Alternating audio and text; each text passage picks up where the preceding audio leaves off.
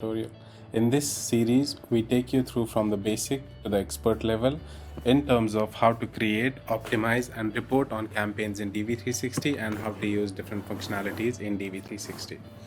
If you haven't watched the videos before this video, I would recommend to watch the playlist from video 1 as the videos are arranged in order and are interlinked.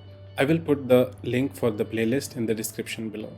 Now that until the previous video we are done with creating pixels as well as uploading the creatives, we will directly go ahead to the last step of how to create campaigns and create a new line item. Create a new line item, what we do is we log into the DV360, we click on the advertiser, which in our case is the hypothetical real estate client, and the name of this account we have chosen as test advertiser, do not use. So what we do is we click on the campaign we created in the previous videos. Once you click on the campaign, it will show you all the insertion orders in this campaign, which is lead generation March 2021, which we created in previous videos. Now to add a line item in this insertion order, we go here and click on the new button. Once you click on the new button, it will ask you if you want to create another insertion order or a new line item. So we will select line item here. Once you click on line item, it will ask you what kind of line item and which insertion order do you want to create in. So we will select March lead generation, which is the already existing line insertion order which we created in the previous videos. If you see, there are multiple types of line items we can create in DV360 as discussed in the previous videos. Some of them are display, video, audio, YouTube, mobile app install, Gmail, and ads in mobile apps. Now in our case, we'll go ahead and we'll create a display line item. Once you click on the display type, it will ask you the name for line item. Now before we create a line item, I want to take you through what type of line items to create in DV360. Now honestly, among all the 8 videos, this is the most important video, and this creating line item will determine how successful your campaign will be. Now whenever you create a campaign and the line items in it, there is a strategy behind it. I will take you through what a strategy which I personally use and has been successful no matter what type of client, but you can always add things and based on your strategy and what you want to achieve. Now if you look here, now whenever we create a line item, I usually in an insertion order, I create 4 different line items. So we use our targeting strategy like this you can use, and it has always worked for me. So in my insertion orders, we usually always create 4 different line items with 4 different targeting strategies. The first one here is audience, where we target Google and third-party audiences. Now, as you know that in all Google platforms, they provide free audiences like in market and real estate, people who are interested in a particular industry or a particular product. So we can leverage those in this line item, which will be audience line item. And in DV360, there is a lot of DMPs connected with like Oracle BlueKai, Lotami, which are companies which provide the third-party audience data which you can use. And then the second line item we will create will be contextual, which means that the line item will serve on websites and apps which are contextually relevant to the product. For example, in our case, we want to sell villas, houses, and apartments. So we will show our ads on websites which talk about how to buy apartments, with reviews about apartments and houses, where how to get loan for apartments. So probably the people who are going to these websites, they are in market because they are researching for how to buy a house and apartment. So it's a very good strategy as well. So that will be the second line item. The third line item will be custom audiences. It's a very powerful tool where you can create in Google platforms, you can create audiences based on what they searched on Google and what kind of websites they visited. For example, in our case, we will create a custom audiences based on people who have been searching for buy a house, buy a villa, and keywords like this. And also I will go to Google, I will search for buy a house, and all the advertisers who are bidding on Google, I will go to their landing pages and I will copy those in the URLs and create custom audiences based on visitors of those, which means people who were searching on Google and they went to inquire on our competitors' websites. So it's a very powerful tool. I have created a dedicated video for custom audiences, for which I will put this link in the description below. The fourth line item we'll be creating will be remarketing and lookalike, where we will retarget people who already clicked on our ads, went to our website. We will retarget those. And also you can, while creating the remarketing audiences, you can expand it and ask Google to find people like them, which is called lookalike audiences. So these are the 4 types of line items I'll be creating in this particular insertion order for this client. And this strategy you can use across any client you want, and you can always make changes. Now that we know that what 4 types of line items we'll create in this insertion order, and we will divide the budget equally in the beginning and later see which one is generating us more leads, and accordingly we can adjust the budgets. So I go ahead, I click to create the first line item, I click on display, and I will name this contextual line item.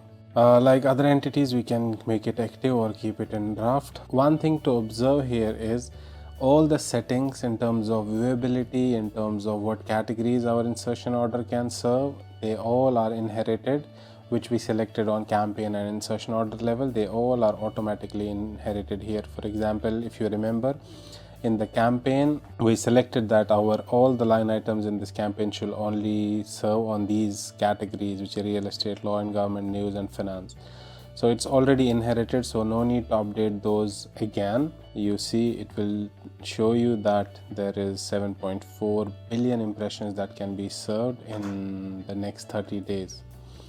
And I'll go here to create the contextual line item. What I'll do is I will only update the categories.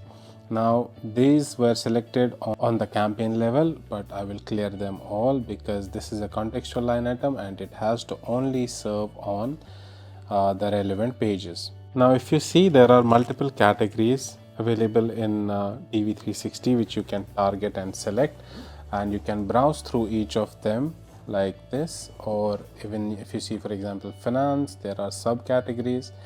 And if you are not aware or you don't want to browse through all of them, you can also search. For example, in our case, we will search real estate.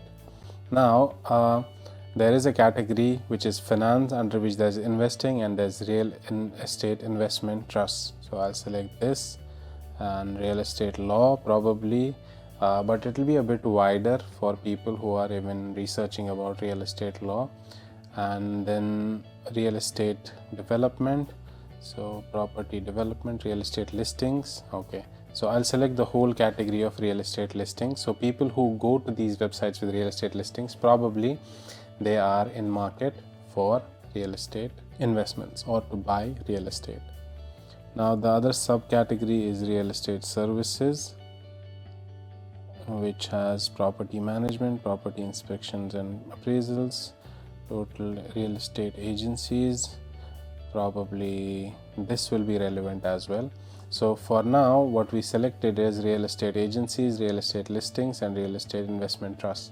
So our ads will appear on all the websites and apps which are related to these 3 topics, which means people who go to these types of websites and apps, because if a user goes to real estate listing website, which means they are in market. So you have to identify such categories. For the sake of example, I quickly showed you these 3.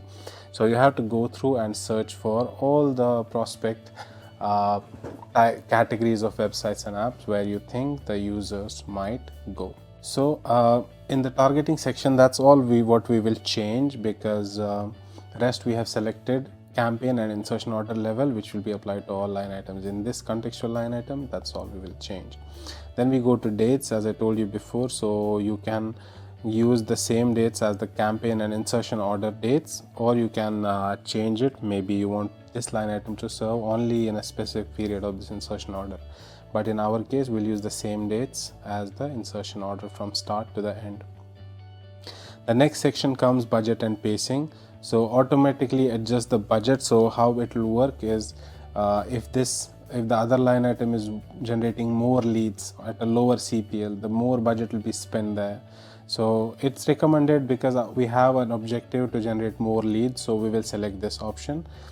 Otherwise, you can have a fixed budget as well. For example, if we have $1,000 for this insertion order and we are making 4 different line items, you can say, okay, remarketing will be 10%, rest of the 3 will be 30% each. Budget, you can hard code the budget, but in our case we'll select automatically adjust the budget. Bid strategy will be maximize viewable impressions. In our case we'll select maximize conversions. And you can select fixed bid here. For example, if you want to set a particular bid, but we are just starting the campaign, so we will let the system run and we will observe what is the cost per lead, and then we can adjust or cap it accordingly. Frequency cap, the next setting, we will leave it as unlimited up to higher level frequency cap, because if you remember we have selected 7 per week at the campaign level, so we will not change it for this particular line item, but overall it will work for from this campaign. No matter which line item, there can be 7 ads shown to the same user in a week, so we will not change frequency cap as well. Now the thing you have to understand here is all the settings in each line item you think will be followed throughout all line items. You set up that on campaign level and insertion order, and it makes your job easy, so you don't have to change in each line item, you don't have to change everything. So then we come to the creatives section when it comes to assign. So for example, when I click on assign, it will show all the 3 creatives which we uploaded in the previous videos. If you see, we uploaded tag creative, HTML banner and image. Now if you scroll on the right hand side, it will show you that the status. So for example, HTML banner and image have been is servable, but this one has been rejected by ad manager.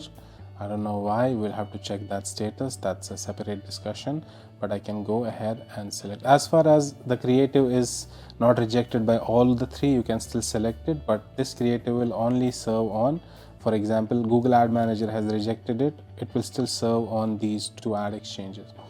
So I will select all these 3. Now for example, as an advertiser, if you have multiple creatives here, so you go ahead and you select which of the creatives you want to be associated with this line item. In our case, it will be all 3. I click on apply, so we added the creatives to the line item.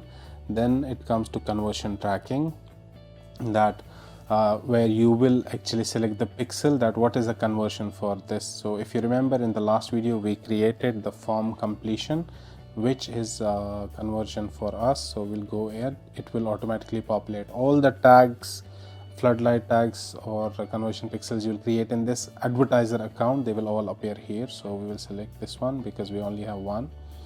And then you have an option that post click window, what do you want to set it as, which means that if I set it to 90 days, if a user clicks on any of the ad from this line item, and if he fills the form up to the coming 90 days, it will still be attributed as a conversion from this line item. Let's say for example, if I select 1 here, now if somebody clicks on my ad from this line item and within 1 day they fill up the lead form, it will be counted as a conversion for this. How post view window works is, if somebody just sees your ad from this line item and then fills the form, later comes to the website through other source, it will be still attributed to this line item, the conversion. Now usually you can set it to 0 because you don't want to attribute a conversion to this line item only when the user saw the ad, they never clicked. But some people set it up to 30 days and later in the reports they check how many were post view conversions and how many were post click conversions. So usually just set it to 7 and 30. Now the second option in this section is count all conversions, or you can say count only post click conversions or post percentage of the conversion. So in here, because we already set it to this setting, so you can select count all conversions. Please select attribution model to use conversion measurement. So here you can select primary or floodlight attribution. Floodlight attribution model will be what you have selected in DCM or any rules you have set up here. So we have not set up, so we'll use primary model. That's it. So we are done with the contextual line item, which means we created a line item and then we only added targeting in terms of context. Only this line item should serve on these kind of websites which are related to real estate and the 4 categories we selected, and we are done. We click on create. So this is the first line item in our insertion order here. If you see, which is contextual. Okay, now we go ahead and we will create the second line item, which is audiences, Google audiences and third-party audiences. It's the same way. We go ahead and create new line item. We select that it's a